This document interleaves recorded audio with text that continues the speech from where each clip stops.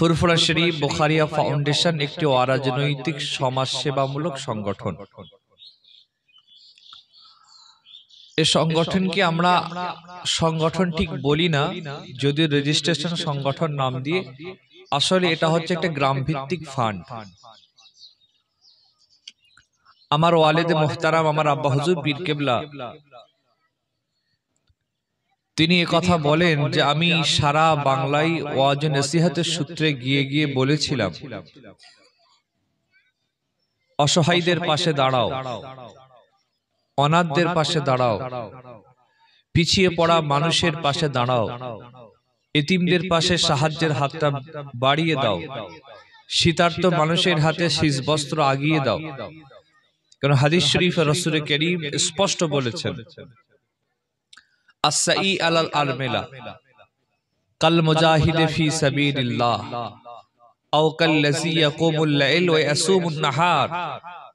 হুজুর বলেছেন, যারা অসহায়দের পাশে সাহায্যের হাত বাড়িয়ে দেয়, ভালোবাসার হাত বাড়িয়ে দেয়, প্রেমের হাত বাড়িয়ে দেয়, মহব্বতের হাত বাড়িয়ে দেয়, সহযোগিতা সাহায্যের হাত বাড়িয়ে দেয়, প্রিয় রাসূল তাদের সম্পর্কে খুশখবরি দিয়ে বলেছেন, তারা যেন আল্লাহ রাস্তায় জিহাদ করলো, এ সওয়াব আল্লাহ তার আমলনামায় দান করে দেন। একটু জোরে শুনতে চাই।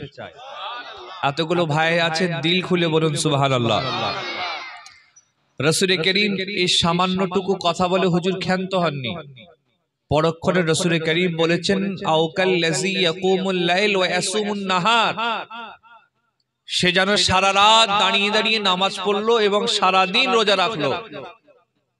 অর্থাৎ অসুস্থ, অসহায়, পিছিয়ে পড়া, অনাথ, গরিব মানুষের পাশে সাহায্যের হাত বাড়ানোর ফজিলতে রাসূল বলেছেন, সারা রাত দাঁড়িয়ে দাঁড়িয়ে নামাজ পড়লে যে সওয়াব, সারাদিন রোজা রাখলে যে সওয়াব, আল্লাহ পাক সেই সওয়াব সেই বান্দার নামায় আমালে নসিব করে দেন। আমার আব্বা হুজুর কেবলা তিনি বলেন যে আমি এই সমস্ত ফজিলতের কথা বিভিন্ন এলাকায় বহু বলেছি, বলেই এলাম, প্র্যাকটিক্যালে কোনো কাজ আমি দেখতে পাইনি। রাসূল বলেছেন, রাসূল করিম বলেছেন, অনাথদের মাথায় মহব্বতের হাত বুলিয়ে দাও। হাতটা যখন দেওয়া হবে, যতগুলো চুল হাতের নিচে আসবে সেই সমপরিমাণ আল্লাহ পাক তার আমলনামায় নেকি সওয়াব নসিব করে দেন।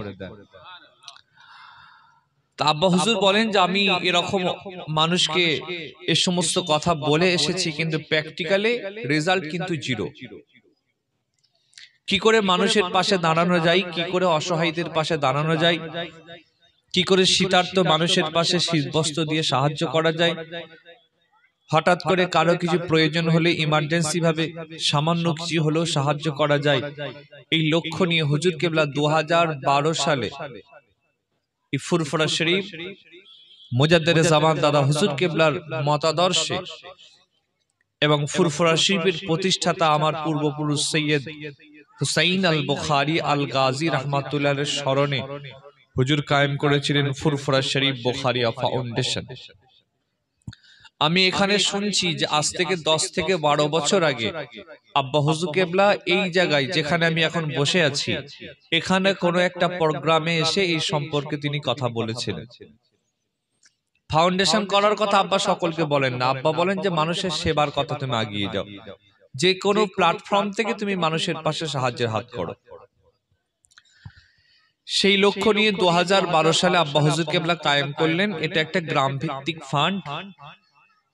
আমাদের লক্ষ্য হচ্ছে গ্রামে একটি ছোট্ট করে কমিটি তৈরি করা, সেই কমিটির মাধ্যমে গ্রাম থেকে সদস্য কালেকশন করা, সেই সদস্য কেন্দ্রিক কিছু মান্থলি একটা আর্নিং তাদের থেকে টাকা নেওয়া, পাশাপাশি জাকাত, ফিতরা, চামড়া, সাদকা, দান সদকার টাকা কালেকশন করা, করে সেই টাকাটা সেই গ্রামের অর্থাৎ আপনাদের গ্রামের কমিটির কাছে রেখে দেওয়া, যাতে তারা বিভিন্ন প্রয়োজনে বিভিন্ন বিপদে সাহায্যের হাতটা বাড়িয়ে দিতে পারে।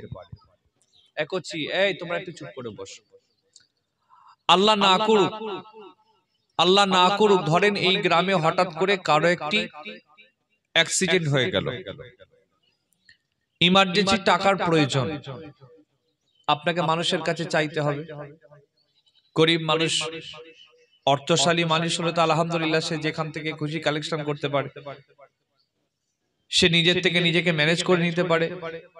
কিন্তু গরিব মানুষ আল্লাহ না করুক বাই চান্স বিপদে পড়ে গেলে সে তখন সাহায্যের হাত বাড়াবে। গ্রামের দরে দরে যাবে, কেউ 2 টাকা দিয়ে, কেউ 5 টাকা দিয়ে, কেউ 10 টাকা দিয়ে। সাহায্যের হাত তো সেই বাড়ানো হয় আমাদের। পাশাপাশি যদি আমরা ছোট্ট ফান্ডকে গ্রামে মজবুত করতে পারি, এই ফান্ডকে যদি এই সংগঠনকে আমরা গ্রামে স্ট্রং করতে পারি, তাহলে মানুষজনের পাশ থেকে যেমন সাহায্য সহযোগিতার হাত আমরা পাবই, সাহায্য সহযোগিতা যেমন আমরা পেয়ে থাকি আশা রাখি, সেরকম এই ফান্ড কেন্দ্রিক আমরা কিছু সাহায্য সহযোগিতা আমরা পাবো এই আশা রাখি। এই সমস্ত লক্ষ্য নিয়ে আব্বা হুজুর কেবলা তার স্মরণেই এটা তিনি কায়েম করেছেন। মনে রাখবেন, এটা কোনো রাজনৈতিক নয়, সম্পূর্ণ অরাজনৈতিক সংগঠন। এবং এই সিস্টেমটা আমরা 1500 বছর আগে প্রিয় রাসূল করিম যে সংগঠন করেছিলেন সেটাকে ফলো করে আমরা চালাই। এই সংগঠন শুধু আমরা করেছি তা নয়, 1500 বছর আগে প্রিয় রাসূল করিম করেছেন। হুজুর তার নাম দিয়েছেন হিলফুল ফুজুল। নিশ্চয়ই শব্দটা শোনা আছে না নাই আপনাদের?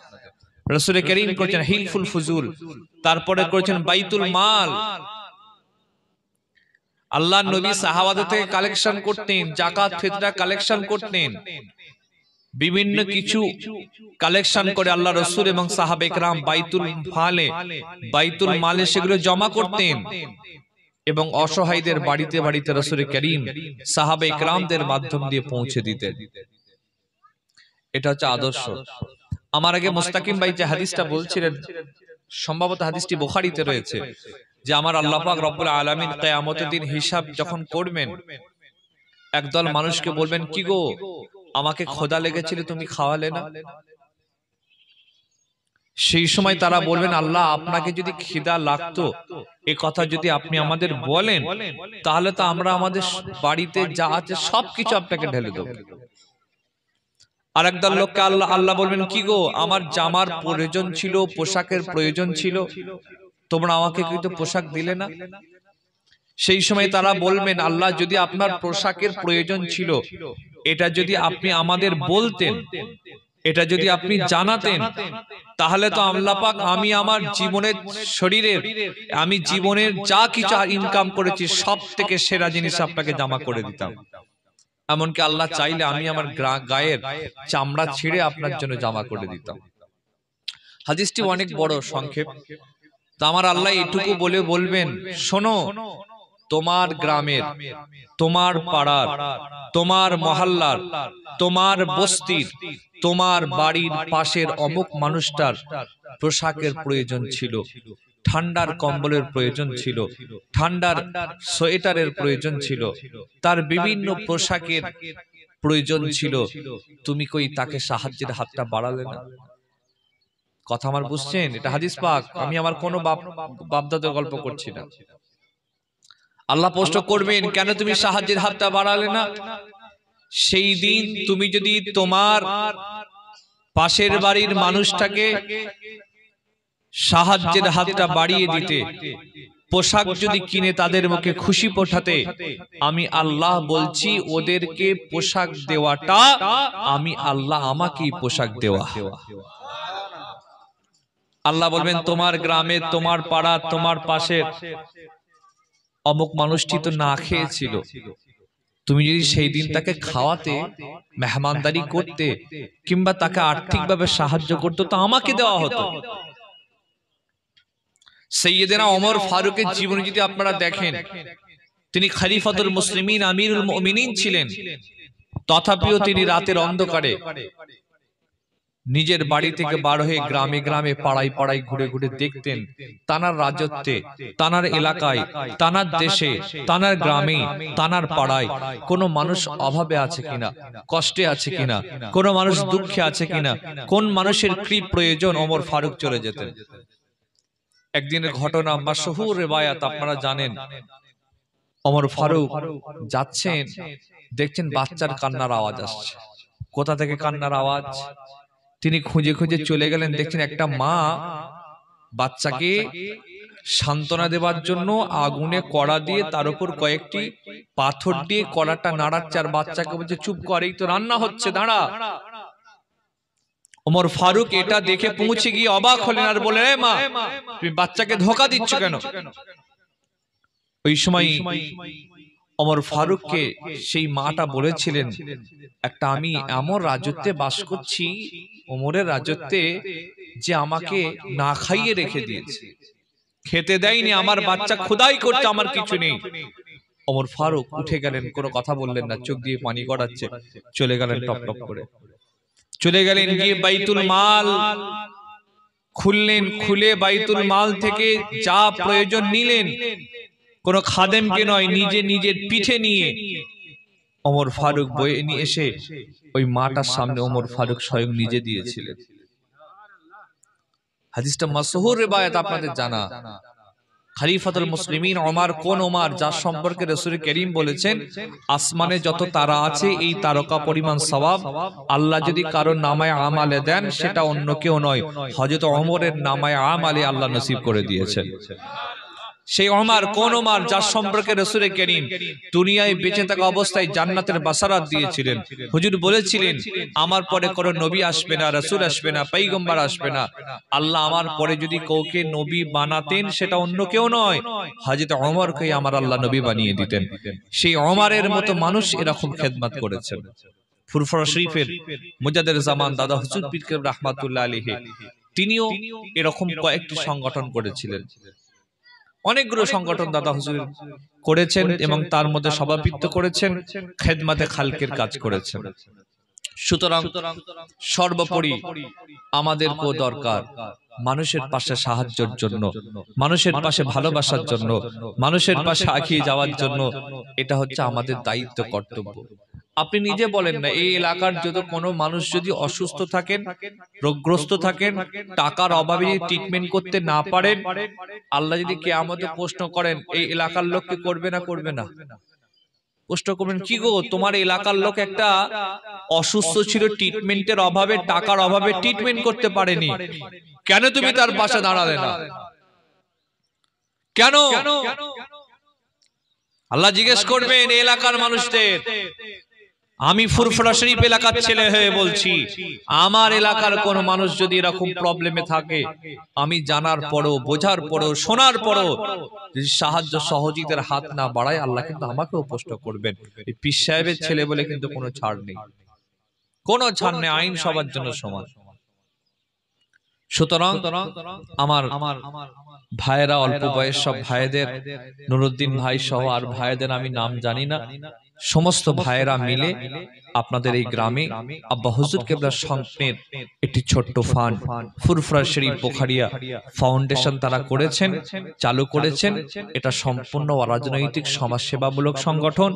আপনারা আমাদের সাথে সাথ দিন, আমাদের সাথে যোগ দিন, আমাদের পাশে সাহায্যের হাত বাড়িয়ে দিন, আমাদের জন্য দোয়া করবেন। ছোট ছোট ভাই কাজ করতে গেলে ভুল হতেই পারে, ভুল হলে আপনারা তাদেরকে একটু সহযোগিতা করবেন, তাদেরকে আপনি সমাধানের জন্য বলে দেবেন। তার উপরে আমরা তো আছি, আমাদেরকেও জানাতে পারেন। এই আবদার আপনাদের কাছে রাখছি। পাশাপাশি আমি চাই আপনারা আমাদের সাথে একটু যোগদান করেন। মনে রাখবেন, এটা কোনো এরকম কোনো আমাদের রুলস নেই আপনাদের মিটিং এ ডাকা হবে, মিছিলে ডাকা হবে, সমাবেশে ডাকা হবে, এরকম কোনো নুক নেই। আমরা চাই ছোট করে কাজ করতে চাই, গ্রাম ভিত্তিক কাজ করতে চাই, একদম নিচু লেভেলে কাজ করতে চাই। আমার আব্বা হুজুর কেবল একটা কথা বলেন, হুজুরের থিম হচ্ছে, সংগঠনের থিম হচ্ছে, আপনি আপনার পাশের বাড়ির মানুষটার পাশে দাঁড়ান। হুজুর বুঝাতে গিয়ে এইভাবে বলেন যে, আপনি যদি আপনার পাশের মানুষটার পাশে দাঁড়ান, তিনি যদি তানার পাশের মানুষটার পাশে দাঁড়ান, তিনি যদি তানার পাশের মানুষটার পাশে দাঁড়ান, সেও যদি তানার পাশের মানুষটার পাশে দাঁড়ান, এরকম সবাই যদি সবার পাশের বাড়িটার দিকে দাঁড়ায়, তাকায়, দেখি, বিপদে ঝাঁপিয়ে পড়ি, ইনশাআল্লাহ গোটা গ্রাম আমাদের দেখা হয়ে যাবে। এটা আমাদের থিম, যে আপনি আপনার পাশের বাড়ির মানুষটাকে লক্ষ্য করেন। আপনারা, আমাদের দায়িত্ব, কর্তব্য হচ্ছে নিজের পাশের মানুষগুলোকে একটু খেয়াল করা। এটা আমাদের দায়িত্ব। রাসূল কারীম হাদিস পাক থেকে সাব্যস্ত, খেদমত করতেই হবে আমাদের। খেদমতে খাল, রাসূল কারীম বলেছেন, যারা সৃষ্টির উপরে দয়া করে না, আল্লাহর মাখলুকের উপর দয়া করে না, আল্লাহর সৃষ্টি জিনিসের উপর দয়া করে না, কিয়ামতের দিন আল্লাহ পাক তাদের উপর দয়া করবেন না। সুতরাং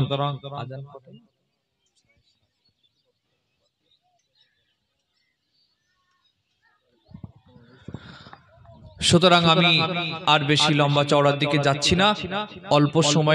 অল্প সময়ের ভেতরে ছোট্ট মূল কথা, আমাদের এটা একটু গ্রাম ভিত্তিক ফান্ড সংগঠন, আমরা মানুষের পাশে দাঁড়াবার লক্ষ্য নিয়ে এই কাজটা করেছি। আল্লাহ পাক যেন কবুল করেন, আল্লাহ পাক যেন খেদমত খালক বেশি বেশি করার তৌফিক দান করেন, আল্লাহ পাক যেন আমার এই সমস্ত ভাইদের ভিতরে ইউনিটি দান করেন, তারা যেন বেশি বেশি পরিমাণে মানুষের পাশে দাঁড়াতে পারে, সাহায্য করতে পারে, সহযোগিতা করতে পারে। আল্লাহ যেন তৌফিক দান করেন। সর্বোপরি এই সংগঠন যিনি স্বপ্ন নিয়ে কায়েম করেছেন, যারা মূল স্বপ্নে আপনারা আমরা এই কাজটা আগিয়ে নিয়ে যাচ্ছি, আমার আব্বা হুজুর পীর কেবলা, আল্লাহ যেন তার হায়াতে তাইয়্যিবা আতা করেন, শরীর স্বাস্থ্যকে ভালো রাখেন, দ্বীন ইসলামের খেদমত করার যেন তৌফিক দান করেন। সকলে বলি আল্লাহুম্মা আমিন। আর একবার প্রাণ খুলে বলি আল্লাহুম্মা আমিন। একবার দরুদ শরীফ পড়ে নি, আল্লাহুম্মা সাল্লি আলা।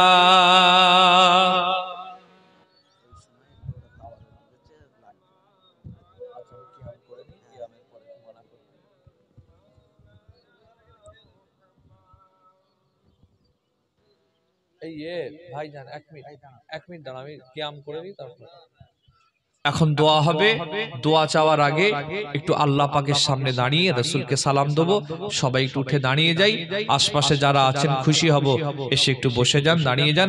মহব্বতে পড়িয়া নবী সালামুন।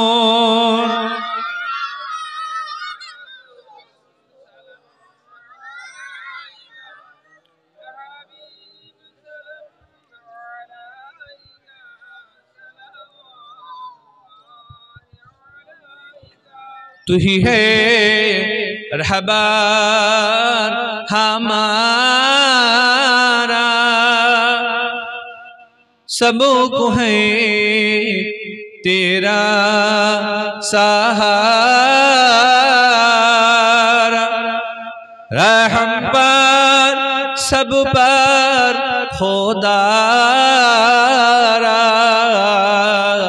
लो सलाम अपनी हमारा, या नबी सलाम।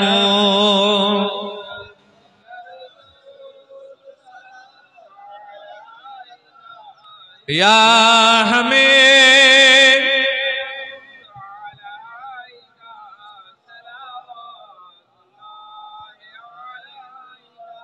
तलाई बदरू अलाइना इंसानी यातिल वदाई, वाजब शुक्रू अलाइना मादा लिल्लाह दाई, या नबी सलामुन।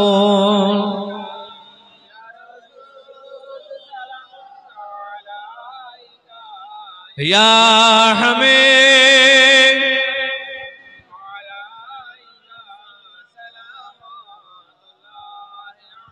जय সকলে বসে যান। ইয়া রাব্বি সাল্লিম ওয়া সাল্লিম দাইমান আবাদা।